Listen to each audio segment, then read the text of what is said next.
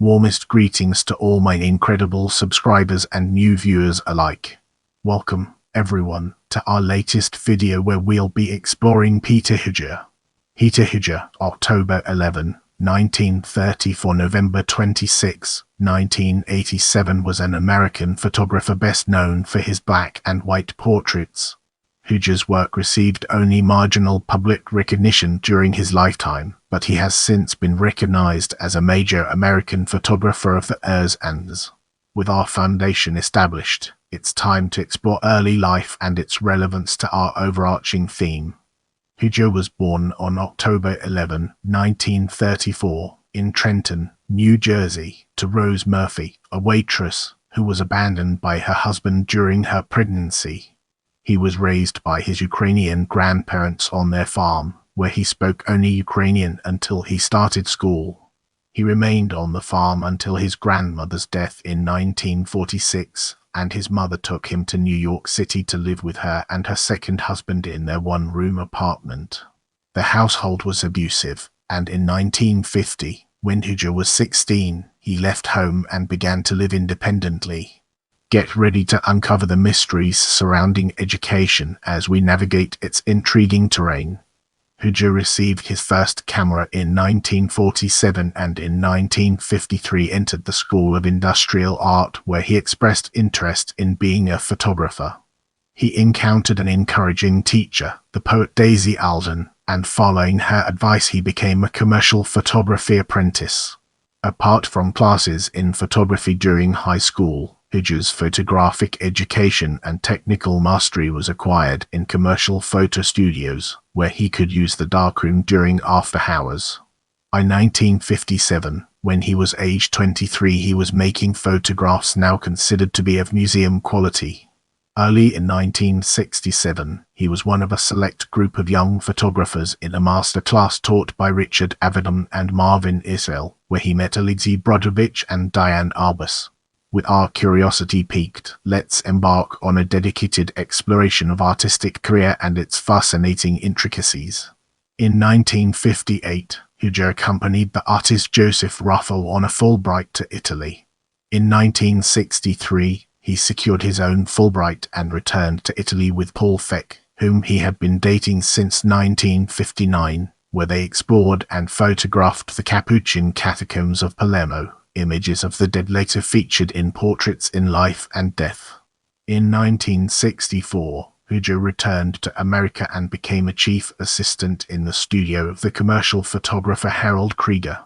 Around this time, he met Andy Warhol, posed for 4 of Warhol's 3-minute screen tests and was included in the compilation film The 13 Most Beautiful Boys that was assembled from screen tests. Hujar quit his job in commercial photography in 1967, and at great financial sacrifice, began to pursue primarily his own artwork that reflected his homosexual milieu. He was an influential artist activist of the gay liberation movement. In 1969, with his lover, the political activist Jim Foret, he witnessed the Stonewall riots in the West Village. At the urging of Foret, he documented the first gay liberation march June 28, 1970, and took the now somewhat ironic photo "Come Out" for the Gay Liberation Front. After their breakup at the end of the year, he had to move into his studio on 10 East 23rd Street until mid-1972, and in the spring of 1973 he moved into a loft formerly occupied by Jackie Curtis above the Eden Theatre in the East Village. Hujar transformed the space in such a way that he could live and work there for the rest of his life. In this section, we'll be deep diving into Portraits in Life and Death, unraveling its complexities and uncovering valuable insights. At the end of 1974, Hujar had an exhibition at the Photo Gallery on 492 Broome Street, alongside pictures by Christopher Makos, where he didn't sell any of his work, but according to a friend gained a book contract with Docopo Press. In the following months, he took many portraits to include in the book. Besides his friends like Susan Sontag, Fran Lebowitz, and Vince Aletti, he portrayed artists like John Waters, drag queen actor Divine, and writer William South. Burroughs. In the final book published in 1976, the portraits were juxtaposed by a selection of the pictures he took of the corpses in the catacombs of Palermo in 1963. Susan Sontag, in a hospital at the time, wrote an introduction for the sequence of 41 images of portraits in life and death. The book got a tepid reception, and only later became a classic in American photography. It was reissued in 2024. Now, let's delve into the intricacies of the Urs and explore its various aspects. In early 1981, Hujar met the young artist David Wojnarowicz, and after a brief period as Hujar's lover, Wojnarowicz became linked to Hujar for the remainder of the photographer's life. Hujar remained instrumental in all phases of Wojnarowicz's emergence as an important young artist. Another artist closely linked with Hujar is Robert Mapplethorpe. Both artists were gay white men who excelled at portrait photography and who made unashamedly homoerotic work that walked the line between pornography and fine art, but they were structural opposites.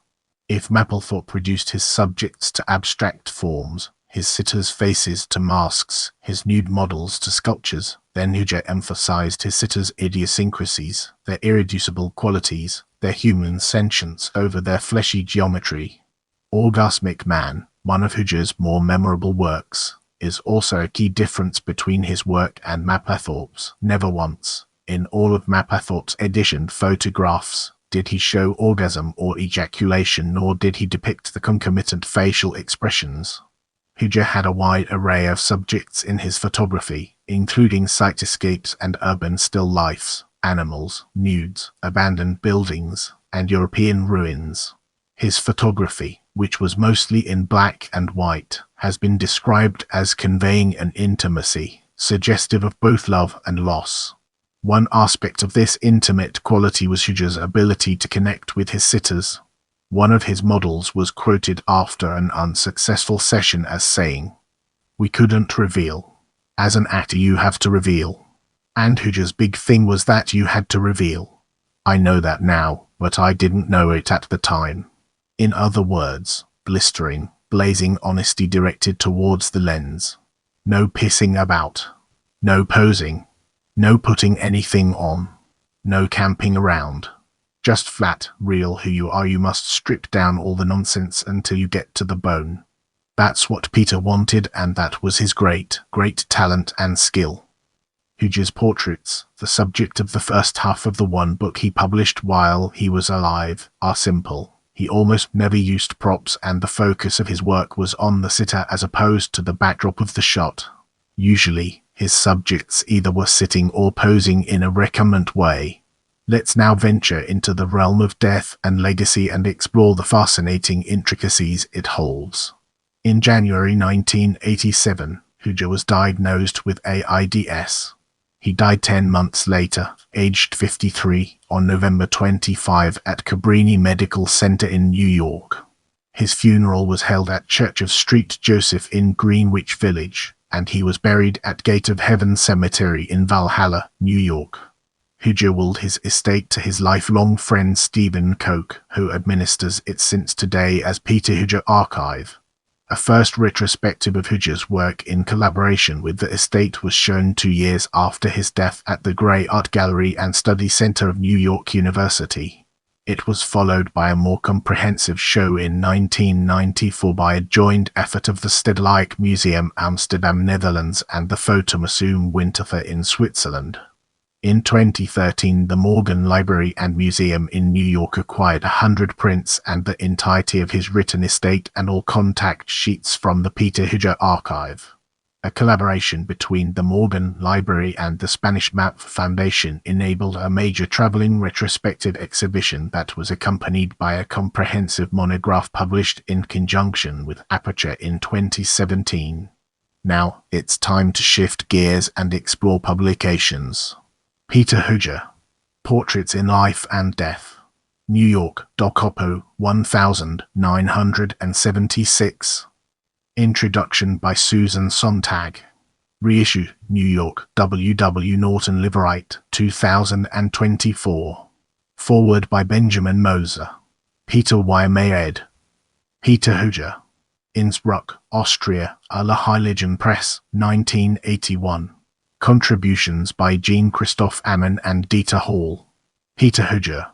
New York, Gray Art Gallery and Study Center, New York University, 1990. Texts by Stephen Koch and Thomas Sokolowski. Interviews by Fran Lebowitz and Vince Aletti. Erstall, Rips im Visser ids. Peter Hujar, a retrospective. Zurich, Switzerland, Scolo, 1994. Foreword by Erstall. Texts by Rips im Visser, Max Kozloff, and Stephen Koch. Mementos by Jean-Christophe Amann, Nan Goldin, Marvin Heiferman, John Hayes, Fran Lebowitz, A.O. Klaus Curtis. Peter Hujar, Animals and Nudes. Santa Fe, New Mexico, Twin Palms, 2002. Peter Hujar, Lost Downtown. New York, Pacey McGill Gallery, Gittingen, Steedle, 2016. Text by Vince Aletti. Peter Hujar, Speed of Life. Madrid, Fundación Mapfre, New York, Aperture, 2017. Original Spanish edition, A la Velocidad de la Vida. Paperback edition in French, 2019. Contributions by Philip Jefter, Joel Smith, Steve Turtle and Martha Scott Burton. Moira Davey, Peter Hujar, The Shavines of Beauty. London, Mac, 2021. Linda Rosenkrantz. Peter Hujar's Day, Magic Hour, 2022. Transcription of the Chronicle of Hujar's December 1974 as told by him and recorded by Rosenkrantz. Introduction by Stephen Koch. Steve Lawrence with Peter Hujar and Andrew Ulrichids. Newspaper. Primary Information, 2023. Facsimile of all 14 issues from 1969 to 1971 in one book. Peter Hujar, Rialto, Rodovid Press, 2024. Gary Schneider. Peter Hujar, Behind the Camera and in the Darkroom. Bookrave Ortbook DAP, 2024. Brace yourselves for the next chapter, where we'll be dissecting exhibitions. This list follows the comprehensive compilation of the exhibitions of Hujar's work until 2017 provided by Joel Smith in the Mapfre Aperture monograph Speed of Life. All solo exhibitions in his lifetime are named here, while most group shows were omitted as part of recent acquisitions. Floating Foundation of Photography, New York, 1975. Portfolio by Peter Hujar. Photo Gallery, New York, alongside Christopher Makus. Pictures from a Suitcase, 1977. Catskill Center for Photography, Woodstock, New York, 1978. Peter Hujar. Photographs, Port Washington Public Library, New York, 1979. Peter Hujar. Recent Photographs, Marcus Pfeiffer Gallery, New York, 1980. La Remise du Parc, Paris, Frank, 1980. Tiroler Landesmuseum, Innsbruck. Museum Moderne Kunstwein, 1981. Peter Hujar. Recent Photographs, Robert Samuel Gallery, New York, 1982. Larry Clark. Peter Hujar. Frankfurter Kunstverein, Germany. Catalogue, expanded to Peter Hujar. Larry Clark. Robert Mapplethorpe. Kunstler Basel, Switzerland, 1982. De Larry Jerker, Amsterdam, the Netherlands, 1982. De Larry Nagel, Berlin, Germany, 1983. Forum Stadtpark, Graz, and Modern Art de Larry, Vienna, Austria, 1986. Peter Hujar. Recent Photographs, Gracie Mansion Gallery, New York. As we enter this new phase, let's navigate the complexities of posthumous exhibitions and discover its practical applications. After his death, several commercial galleries showed his work in solo exhibitions, like James Danziger, 1991, 1992, 1998, Paul Cooper, 1993, 2002, Wessel and O'Connor, 1998. All situated in New York, Stephen Data in Chicago, Yezerski in Boston, and Brinson in Berlin, all three in 1999, Rodolphe Janssen in Brussels, 1996, Renziedler, 1990, and Mai 36, 2002, 2010 in Zurich, and Maureen Paley and Marietta News in London, both 2008. Closely engaged with the Peter Hujar archives since the years and regularly arranging shows of Hujar's work are Matthew Marks first in 2000 and Pacey McGill since 2013 in New York, the Frankel Gallery in San Francisco since 2002, and Maureen Paley in London since 2008. Listed here are just the gallery shows which were accompanied by a catalogue, in addition to all solo shows in public institutions, Grey Art Gallery and Study Centre, New York, and Fine Arts Gallery, University of British Columbia, Vancouver, Canada 1994, Peter Hujar, a retrospective, Stedelijk Museum, Amsterdam, Netherlands, and Fotomuseum Winterthur, Switzerland. In 1995 as Peter Hujar. A Charm in Life and Death, Kunstmuseum Wolfsburg, Germany 1996, Peter Hujar, Das Fotografische Werk, die Galerie, Berlin, Germany No Catalogue 1999, Peter Hujar, Intimate Survey, Stephen Data Gallery, Chicago, Illinois 2005, Peter Hujar Night, Matthew Marks Gallery, New York, and Frankel Gallery, San Francisco. Howard Yezerski Gallery, Boston. Skolo Gallery, Zurich, Switzerland 2005. Contemporary Art Center, Long Island, New York 2007. Institute of Contemporary Arts, London 2008. Paul Pewin Ghost Meets Ghost Peter Hujar, Maureen Paley Gallery, London, UK 2009. Peter Hujar, Photographs, Matthew Marks Gallery, New York 2010. Peter Hujar, Vex Studio 1967, Alexander von Bonin, New York, and My 36 Gallery, Zurich, Switzerland. Maureen Paley Gallery, London 2014, Peter Hujar, Love and Lust, Frankel Gallery, San Francisco, California, Peter Hujar, Speed of Life, Map for Barcelona, Spain, traveled to Fotomuseum Den Haag, the Netherlands. Morgan Library and Museum, New York. Berkeley Art Museum and Pacific Film Archive, California. Wixner Center for the Arts, Columbus, Ohio.